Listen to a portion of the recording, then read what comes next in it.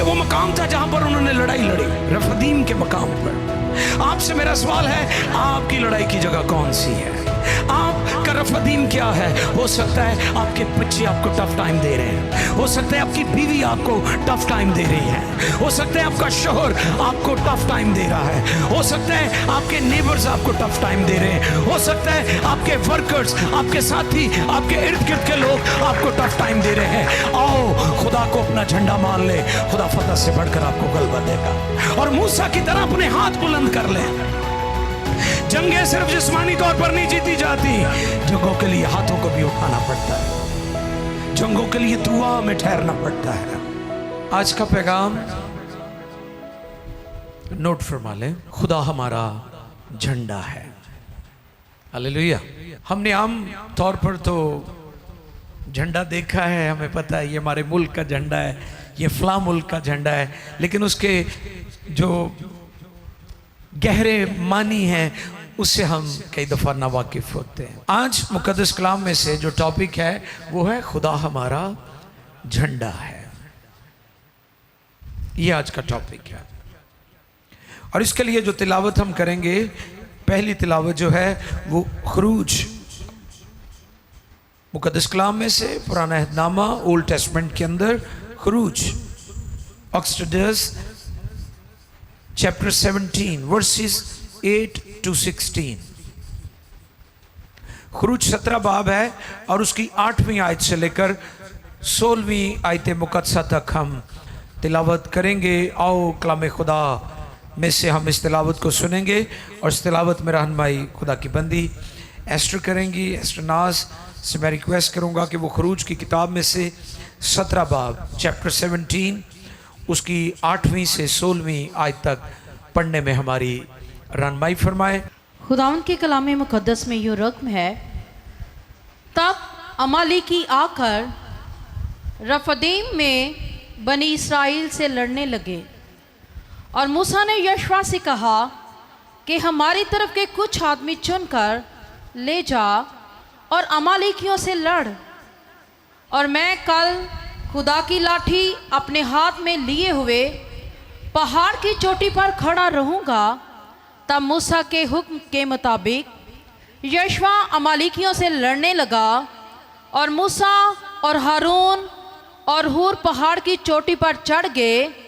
और जब तक मूसा अपना हाथ उठाए रहता था, बनी इसराइल गालिब रहते थे, और जब वो हाथ लटका देता था तब अमालेकी गालिब होते थे।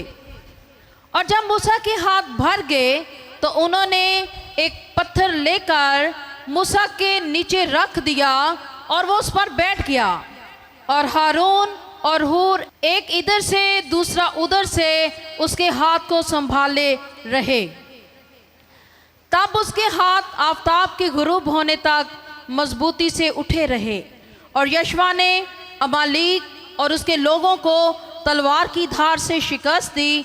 तब खुदावंद ने मूसा से कहा, इस बात की यादगारी के लिए किताब में लिख दे और यहोशू को सुना दे कि मैं अमालेक का नामो निशान दुनिया से बिल्कुल मिटा दूंगा। और मूसा ने एक कुर्बानगाह बनाई और उसका नाम यहोवा निस्सी रखा।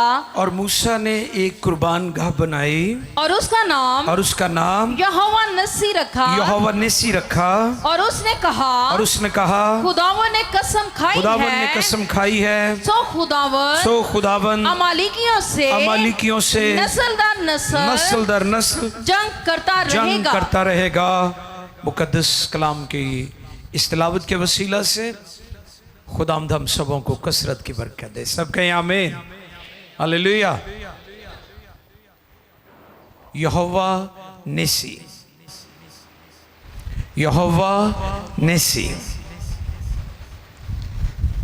खुदा के जो अलकाब हैं, खुदा ने अपनी कुदरत के अजीब अजीब काम किए बनी इस्राइल के लिए, हैरान कुन। और अजीब बात है कि बनी इस्राइल बहुत जल्द खुदा की कुदरत के कामों को भूल जाते थे, जैसे हम आज भूल जाते हैं। हमारी एक दरख्वास्त पूरी ना हो तो खुदा ने जो बाकी हमारी ज़िंदगी में जो कुछ किया है हम उसे फौरन भूल जाते हैं। अब यहाँ पर खुदा जो यहोवा निसी यानी खुदा हमारा झंडा, इसका मतलब क्या है? खुदा हमारा, तो टॉपिक क्या है आज का? खुदा हमारा झंडा है। इस फतह के बाद मुकद्दस मूसा ने एक कुर्बान गाह बनाई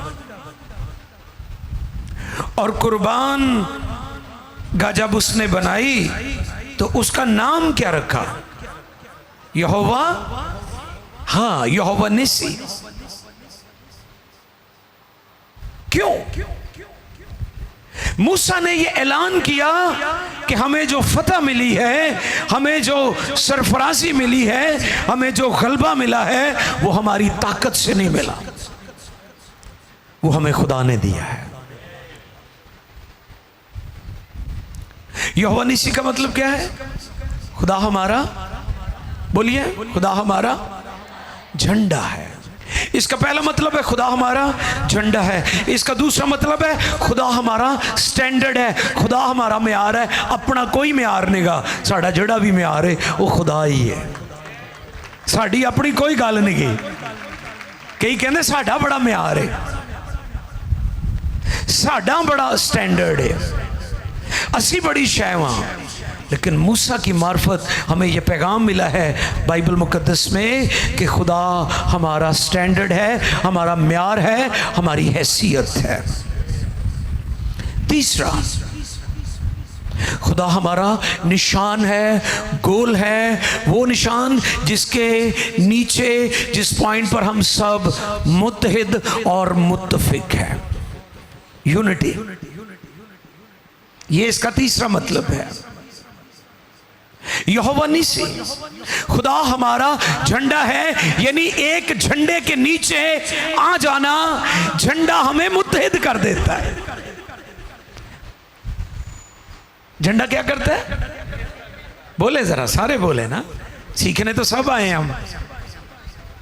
झंडे के नीचे हम सब इस परचम के साए तले, कहते हैं ना जी, वो मिली नगमा हुई है, इस परचम के साए तले। तो झंडे के नीचे हम एक हो जाते हैं, झंडा।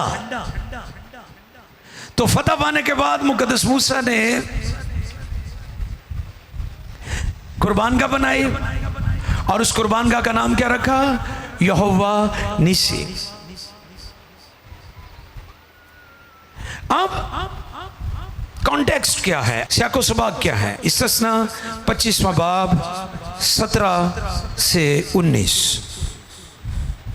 इस्तिस्ना की किताब है, 25वां बाब निकालिए। इस्तिस्ना की किताब 25 बाब और उसकी 17 से 19 आयत तक हम देखेंगे। याद रखना कि जब तुम मिस्र से निकलकर जी आ रहे थे तो रास्ता में अमालिकियों ने तेरे साथ क्या किया? क्योंकि वो रास्ता में तेरे मुकाबिल आए और गो तू थका मांदा था। अब गौरतलब बात है, कॉन्टेक्स्ट ये है कि बनी इस्राइल अमालिकियों से लड़ने की पोजीशन में थे ही नहीं। ये सियाको सबाक है इस रीडिंग का जो आज शुभ की गई है, ये इसका पस मंजर है, ये इसका बैकग्राउंड है। वो बियाबान में से निकले और बियाबानी सफर कर रहे थे, तो आप देखें कि वो थके हुए थे, उनको सोने का वक्त नहीं मिल रहा था, उनको खुराक प्रॉपर नहीं मिल रही थी, उनकी मुश्किलात थी, उनके चैलेंज थे। और फिर क्या हुआ? गो तो थका मांदा था तो भी उन्होंने उनको जो कमजोर और सबसे पीछे थे मारा और उनको खुदा का खौफ ना आया। इसलिए जब खुदावन, इसलिए जब खुदावन तेरा खुदा उस मुल्क में जिसे खुदावन तेरे खुदा मेरास के तौर पर तुझको कब्जा करने को देता है तेरे सब दुश्मनों से जो आसपास हैं तुझको राहत बख्शे तो तू अमालिकियों का अमालिकियों के नामो निशान को सफाए रोजगार से मिटा देना। तो इस बात को ना भूलना। ये कॉन्टेक्स्ट है, ये सियाको सबाक है जिसमें ये बात लिखी हुई है जो खरूज में से हमने अभी तिलावत की है। 17 बाब 8वीं से 16वीं आयते मुकद्दसा तक।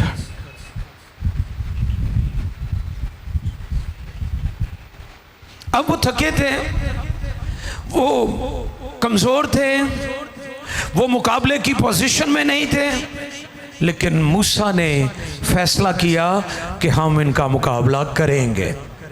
हालेलुया। लीडरां दे फैसले ओदे लोकां नूं, ओदी कौम नूं, ओदी कलीसिया नूं अगे लैके जांदे ने, पिछे नहीं लैके जांदे। इसलिए लीडरों के फैसले दुरुस्त होने चाहिए। वो थके हुए थे, वो लड़ने की पोजीशन में नहीं थे, वो मुकाबले की पोजीशन में नहीं थे, लेकिन मूसा ने फैसला किया खुदा कलाम कर चुका है, हम इनका मुकाबला करेंगे। और फिर क्या हुआ? फिर खुदा ने मूसा से कहा और तुम दिलेरी करना, मैं तुम्हारे साथ हूं। और जैसा कि हमने इस असना 25-17 भी अभी तिलावत की है और वहां हम इस बात को सीख सकते हैं। लेकिन यहां पर जो की बात है वो ये है कि सारी जंगें जिस्मानी तौर पर नहीं लड़ी जाती। बाइबल की आप हिस्ट्री चेक करें, बनी इस्राइल हो, ओल्ड टेस्टमेंट के अंदर मुख्तलिफ अदवार और ज़मानों में कौमों ने खुदा के लोगों पर अटैक किए, हमले किए, लेकिन खुदा ने अपने लोगों को फतह बख्शी। और जंग कैसे लड़ी गई? 10वीं और 11वीं आयत, खरूज 17 बाब 10वीं और 11वीं आयत। और देखिए, जंग सिर्फ जिस्मानी आलम ही में नहीं लड़ी जाती बल्कि रूहानी आलम में भी लड़ी जाती है। सो मूसा के हुक्म के मुताबिक यशवा अमालिकियों से लड़ने लगा। अब यशवा ने फॉलो किया अपने लीडर को, क्योंकि वो जंगजू था, वो वॉरियर था। उसने क्या किया? मैदान में जाकर दुश्मनों से लड़ने लगा। ये जिस्मानी जंग थी। फिर और जब तक मूसा अपना हाथ उठाए रहता था बनी इस्राइल गालिब रहते थे। दूसरी जंग है, यशवा मैदान जंग में उतर गया। एक ये जंग थी। और मैं फिर दोहरा देता हूं, सारी जंगें सिर्फ जिस्मानी तौर पर लड़ी नहीं जाती, हमें रूहानी आलम में भी जंग करने की जरूरत है। अगर आप जिंदगी की जंगों में, मुश्किलात की जंगों में हार रहे हैं, तो मैं आपको यह पैगाम देना चाहता हूं कि मूसा की तरह अपने हाथ उठाना शुरू कर दें, आप जिंदगी की जंगों को जीत जाएंगे। बनी इस्राइल को फतह सिर्फ तलवार और लड़ाई से नहीं मिली थी। आप यहां पर सीक्रेट देखें, जब तक मूसा हाथ उठाए रखते थे वो अमालिकियों पर गालिब आते थे। और जैसे मुकद्दस मूसा के हाथ, और जब मूसा के हाथ नीचे आ जाते थे तो बनी इस्राइल मैदान जंग में तो ये वो बात है जो आज सुबह आपके गोश गुजार करना चाहता हूं। आप जिंदगी की जंगों में इसलिए नाकाम है क्योंकि आपके घुटने भी मजबूत नहीं है और आपके हाथ भी नहीं उठते, और जब हाथ उठेंगे, घुटने मजबूत होंगे, तो आप फतह से बढ़कर गलबा पाएंगे। आप जिंदगी की जंगों में सिर्फ जिस्मानी तौर पर स्ट्रगल कर रहे हैं। फैमिली बच जाए, बच्चे ठीक हो जाएं, बिजनेस ठीक हो जाए, मैरिज बहाल हो जाए, हालात ठीक हो जाएं, मिनिस्ट्री में हम आगे चले जाएं, बड़ी ताकत हो, बड़े विजिट, सारा दिन विजिट, पूरा हफ्ता विजिट, इबादत से पहले विजिट, इबादत के बाद विजिट। मैं आज आपको यह पैगाम देना चाहता हूं, ईमानदारों को भी, मुकद्दसीन को भी, खून खरीदों को भी, खुदा के खादमों को भी, अपने घुटनों को मजबूत कर ले, अपने हाथों को उठा ले। आप फतह से बढ़कर गलबा पाएंगे। आप सिर्फ जिस्मानी एफर्ट्स करके फतह नहीं पा सकते।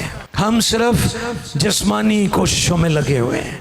हाँ, हमें मेहनत करनी चाहिए, अपने हिस्से दी, अपने हिस्से का काम तुसी करो। लाजर की कब्र पर यीशु ने कहा पत्थर को हटा दो, यानी तुसी अपने हिस्से का काम करो। ये ना कहो वो अपने महबूब को तो नींद ही में दे देता है, ते ड्यूटी ते भी ना जाओ, आराम फरमाते रहो। नहीं नहीं नहीं, ये इसका मतलब नहीं है। इसका मतलब यह है कि आप अपने हिस्से का काम करें। पत्थर को लोगों ने हटाया, लाजर को यीशु ने जिंदा किया। पत्थर हटाना लोगों का काम था और लाजर को जिंदा करना ये सिर्फ मेरे यीशु का ही काम है, किसी और का नहीं है। कोई और नहीं ये कर सकता। आप जिंदगी की जंगों में इसलिए नाकाम है, मुकद्दस मूसा की तरह आप सिर्फ एक महाज पर लड़ाई लड़ रहे हैं। आपने दोनों महाजों पर लड़ाई लड़नी है, फिर फतह पाएंगे।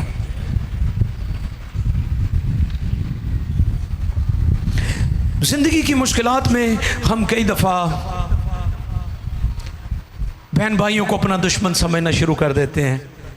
ये तो साड़ी जान दे दुश्मन बने हुए ने, साढ़े ते कुछ कर देता है इन्होंने, है ना। ये बड़ा मसला है लोगों का। एक दिन एक बाजी इतने आई तो मैंने कहती भाई साहब दुआ करो, मेरा पानी वाला पाइप किसी ने चुक लिया है, तो वो आप ही रख जाए। मैं चलो ये तो मैं दुआ कर, ये भी दुआ करो किन्ने चुकया है। हुण दसो मैं इस काम लिए थोड़ी है कि मैं लड़ाई पवावां लोगों की। कई पवांदे ने, कई ऐसी ऐसी बातें करके लड़ाइयां भी पवा देंगे ने। हम रूहानी आलम में चीजों को नहीं समझते। हम इंसानों को अपना दुश्मन समझते हैं। इंसान हमारे दुश्मन नहीं है, उसके पीछे डिमोनिक तारीकी की कुव्वतें हैं जो पूरी दुनिया के सुकून को, माहौल को बर्बाद करना चाहती हैं, जो आपके घरों के माहौल को, जो आपके फाइनेंसेस को, जो आपके बच्चों को, जो आपके लाइफ का जितना सिस्टम है उसको डिस्टर्ब करना चाहती हैं। डिमोनिक कुव्वतों को समझने की जरूरत है। मूसा ने रूहानी आलम में उन कुव्वतों को बांधा और हाथ उठा कर रखे। आपको पता, मैं हाथ उठा के दुआ करने पर बहुत ज्यादा जोर देता हूं क्योंकि ये बिब्लिकल है। इस पर पहले भी मैंने बताया था कि हाथ जोड़कर दुआ करने का कॉन्सेप्ट बाइबल में मैंने नहीं देखा। हाथ ऐसे जोड़कर जो करते हैं, ये मैंने बाइबल में मैंने नहीं देखा। अगर आपने देखा है तो ठीक है, लेकिन मेरी अंडरस्टैंडिंग नहीं है इस हवाले से कि हम हाथ जोड़कर, हाथ उठा के दुआ करने की तालीम बाइबल में मौजूद है। झंडा ऊपर रहना चाहिए। मैदानी जंग में फौजें जब एक दूसरे के मद्दे मुकाबल होती हैं तो वो अपने झंडे लहराती हैं। अगर किसी फौज का झंडा लहराया जा रहा है तो इससे मुराद ये है कि इस फौज ने जंग जीत ली है। तो अगर आपके भी हाथ ऊपर रहेंगे दुआ में तो इससे मुराद ये है कि आप रूहानी तौर पर फातेह हैं, आप रूहानी जंग जीत रहे हैं, आप रूहानी जंग जीत चुके हैं, आप रूहानी जंग जीत जाएंगे क्योंकि आपके हाथ उठे हुए हैं। इसलिए दुआ में हमेशा हाथों को उठाया करें। मुकद्दस मूसा के हाथ ऊपर रहते बनी इस्राइल फतह पाते। आपके झंडे ऊपर रहने चाहिए, हालेलुया।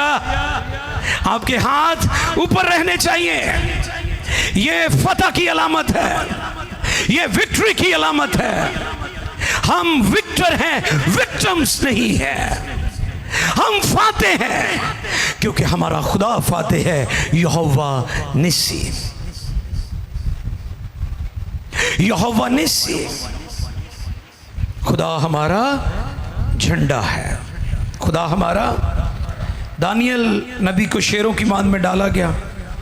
इससे पहले कि उसे शेरों की मान में डाला जाता, वो अपनी खिड़की खोलकर यरूशलेम की तरफ रुक कर के क्या करते थे दानियल नबी जी? दिन में 3 मरतबा। कितनी मरतबा? असी एक हफ्ते बाद ही बने हुए हैं कि जी हफ्ते कर लीए और जी शुक्र है, सुबह पाक साफ होके जाइदा है, इतवार नूं इबादत करके सुकून नाल बाहर आ जाइदा है, तो फिर भुल जाइदा है। वो दिन में 3 मरतबा खिड़की खोलकर यरूशलेम की तरफ रुक करके दुआ किया करता था। और जब उसे शेरों की मान में डाला गया तो फिर शेर है तो भुखे जान, लेकिन चुप करके बैठे रहे एक साइड पे कि असी दानियल नूं नहीं खाना, क्योंकि दानियल का खुदा कुदरत वाला है। हम कामयाबी देखते हैं, हम सरफराजी देखते हैं, हम प्रोसीजर नहीं देखते। आप दानियल की जिंदगी में खुदा की कुदरत के अजीब काम का जिक्र तो करते हैं, लेकिन दानियल जिस प्रोसीजर से गुजर कर यहां पहुंचा उसको हम नजरअंदाज कर देते हैं। प्रोसीजर को याद रखें, प्रोसेस को याद रखें, जिसमें से गुजर कर आप उस जगह पर, उस मकाम पर पहुंचे हैं जो खुदा ने आपको बख्शा है।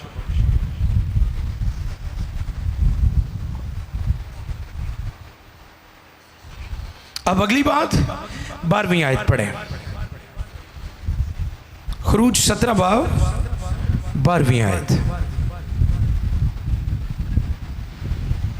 और जब मूसा के हाथ भर गए, जब मूसा के हाथ भर गए तो उन्होंने एक पत्थर लेकर मूसा के नीचे रख दिया, और वो उस पर बैठ गया, और हारून और हूर एक इधर से, और हारून और हूर एक इधर से, दूसरा उधर से उसके हाथों को संभाले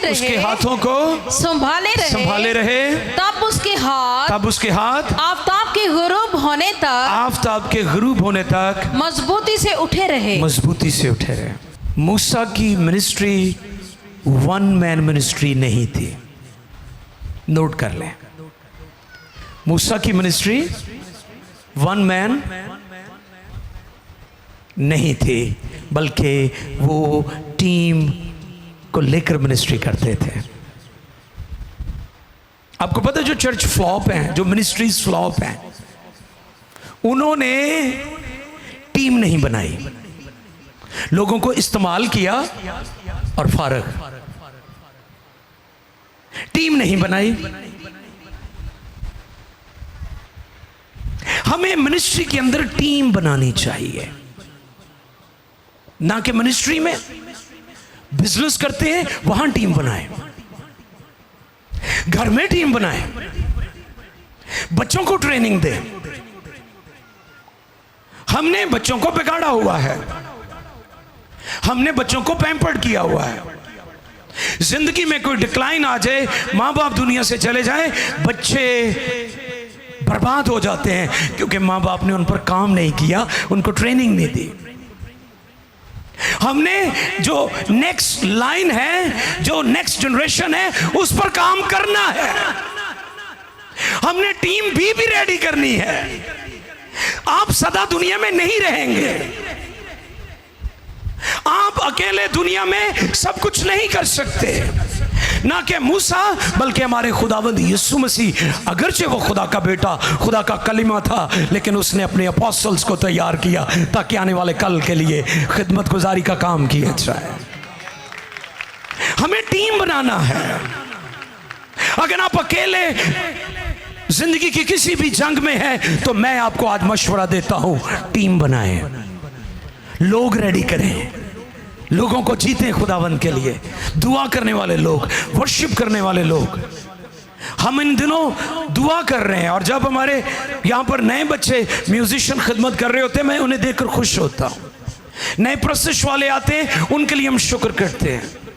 हमें नई टीम, नए लोग खड़े करने की ज़रूरत है ताकि कल को हमें उनकी मदद पड़े तो हम उन्हें जो है अपने साथ शामिल कर सकें।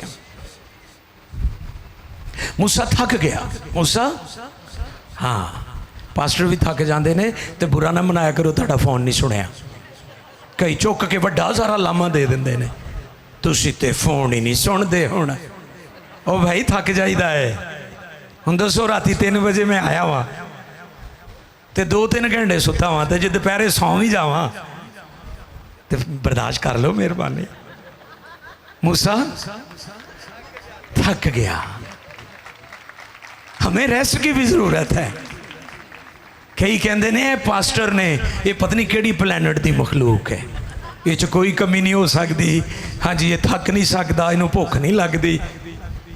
कई बातों से जाइए कह भाई साहब बह जाओ जरा लोगों को रोटी खवा दिए, तुहानूं बाद च दिन्ने भी। जेड़े लोगों को भुख लगी तो पास्टर भी तो लगी होनी है ना। ऐसी मत वजी हुई लोगों की भी जेड़ा पास्टर कलाम सुना रहा है तो जेड़े बह के सुनन दे ने उन्होंने तो कान ही इस्तेमाल किए, पास्टर तो बेचारा जोर ला रहा, एनर्जी इस्तेमाल हो रही। उन्होंने कहना कि तुसीं बहुत सबर ना, कोई गल नहीं, तुहाडे च सबर बहुता हुंदा। और यार भुख सारिਆਂ ਨੂੰ लगती है। प्लीज़ ऐसे रवैये तब्दील करें, ऐसी सोच चेंज करें। खुदा के खादम भी थक सकते हैं। मूसा थक गया, उन्होंने पत्थर उसको दिया। एक वक्त होता है लीडर आपको देता है, एक वक्त होता है माँ बाप आपको देते हैं, फिर एक वक्त होता है आप लीडर को देते हैं। उन्होंने अपने लीडर को उसकी केयर की, अपने लीडर की, अपने लीडर की हिफाजत की, अपने लीडर की मदद की, अपने लीडर के बाजुओं को ऊपर उठा के रखा, क्योंकि वो जान गए थे हमारा लीडर दुआ करता है और हम फतह पाते हैं। आपके माँ बाप आपके लिए दुआ करते हैं। एक वक्त होता है उन्होंने आप पर इन्वेस्ट किया है, फिर वो जब बुजुर्ग हो जाते हैं, बूढ़े हो जाते हैं, फिर आपको उनको सर्व करना चाहिए। तुसीं कहंदे हो इन्होंने पालिया तो केड़ा सहन किया है, सारे ही पालते हैं। नो नो नो, ये बिब्लिकल नहीं है।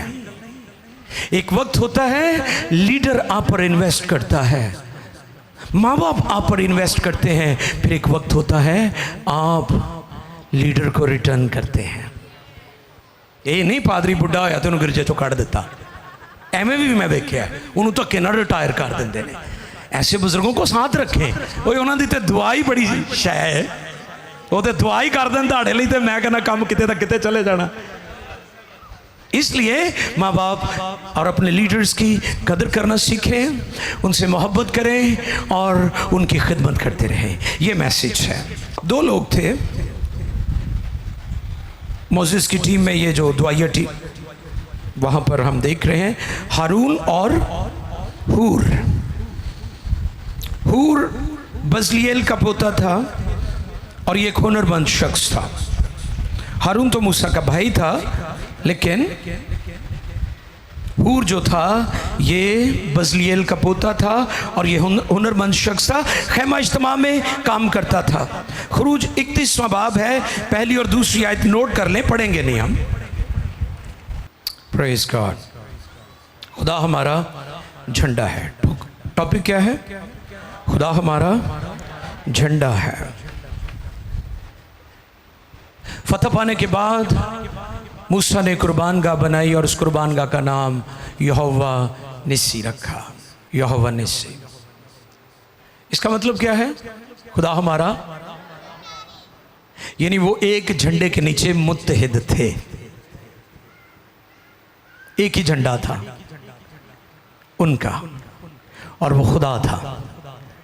एक ही झंडा, झंडियां नहीं, एक ही झंडा, झंडियां नहीं, एक ही झंडा। हमारी प्रॉब्लम क्या है? हम इसलिए नाकाम हैं कि हम एक झंडे के नीचे नहीं, हम अपनी अपनी झंडियां लेकर घूम रहे हैं। वो क्यों कामयाब हुए? वो घर में जिन खानदानों ने तरक्की नहीं की, उनके लिए मेरा मैसेज है, आपके तरक्की ना करने में जो सबसे बड़ी वजह है कि आपकी फैमिली एक झंडे के नीचे नहीं है। आपकी अपनी अपनी झंडियां हैं, अपनी अपनी जेबां ने।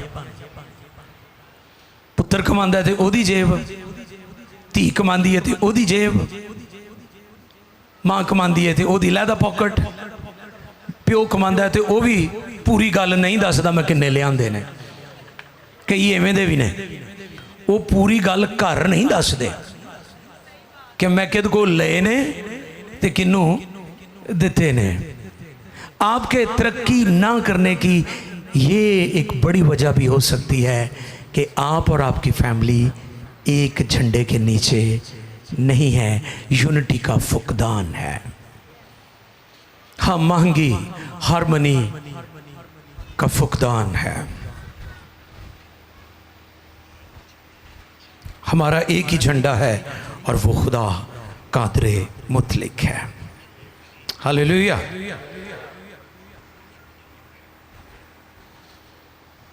अब खरूज 17-14 पढ़े, ये बड़ा खास पॉइंट है। अगर इस आयत की आपको समझ आ गई तो जो बुड़बड़ाना है आपकी ज़िंदगी में, जो शिकायत आप करते हैं, जो शिकवे आप करते हैं अपने आप से, खुदा से, हस्बैंड से, वाइफ से, बच्चों से, माँ बाप से, दुनिया से, हुकूमतों से, रिश्ते नातेदारों से, बहन भाई आपस में शिकवे शिकायत करते हैं, ज़िंदगी से बुड़बड़ाना चला जाएगा। आओ सुने 14वीं आयत। तब खुदावन ने मूसा से कहा, इस बात की यादगारी के लिए किताब में लिख दे। क्या कर? किताब में लिख दे ताकि तू भुल ना जावे। तुसी इस गल नूं भुल ना जाओ, इस गल नूं याद रखियो। अब हमारी प्रॉब्लम क्या है?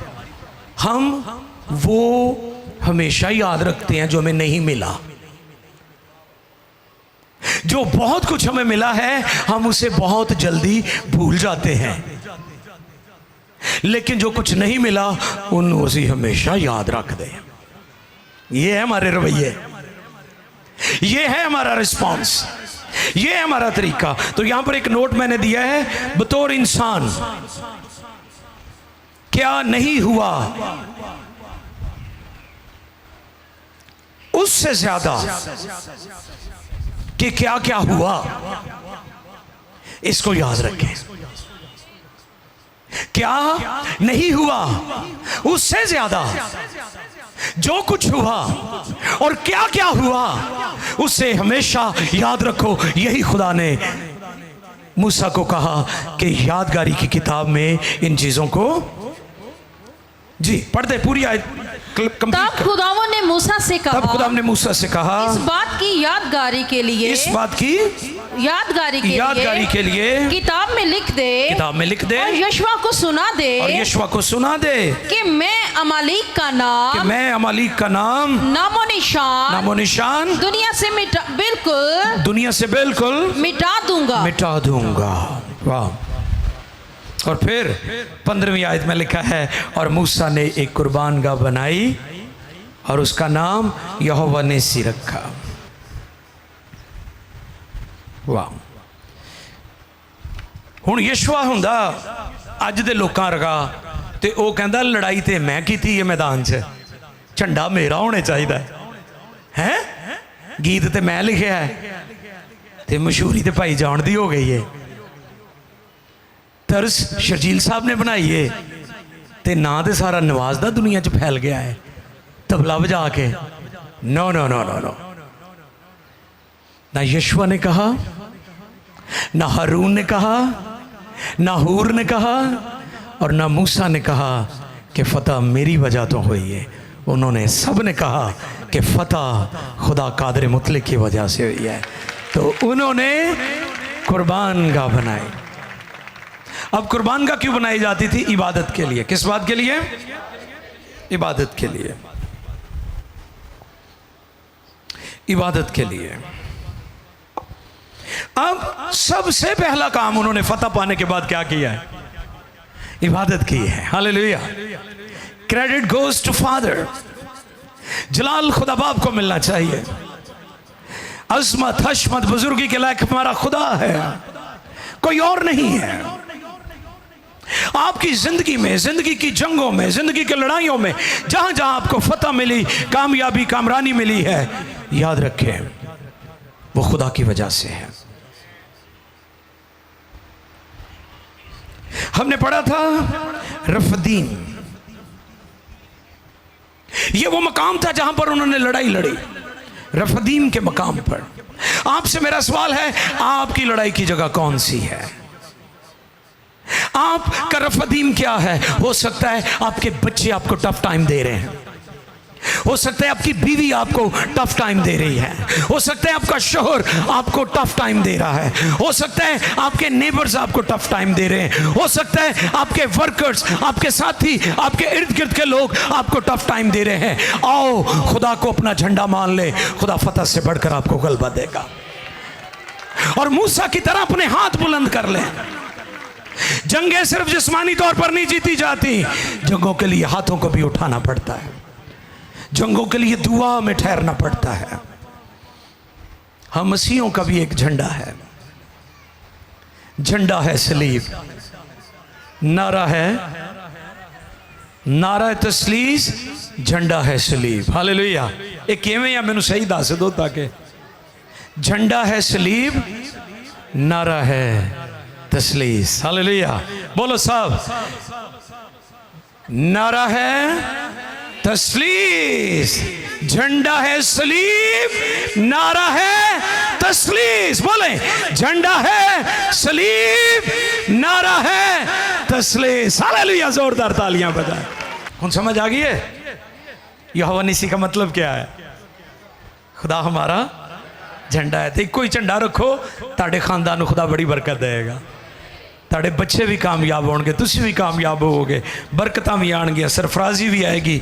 अपनी तवज्जो, अपना ईमान खुदा कादरे मुतलिक पर रखें। हमारा बादशाह, हमारा खुदावंद यीशु। दुनिया के बादशाह बूढ़े हो जाते हैं, मर जाते हैं, हुकूमतें ख़त्म हो जाती हैं, लेकिन यीशु मसीह अज़ली और अबदी बादशाह है और हमारा झंडा सलीब है। अवसरों को झुकाएं और मिलकर हम दुआ करें।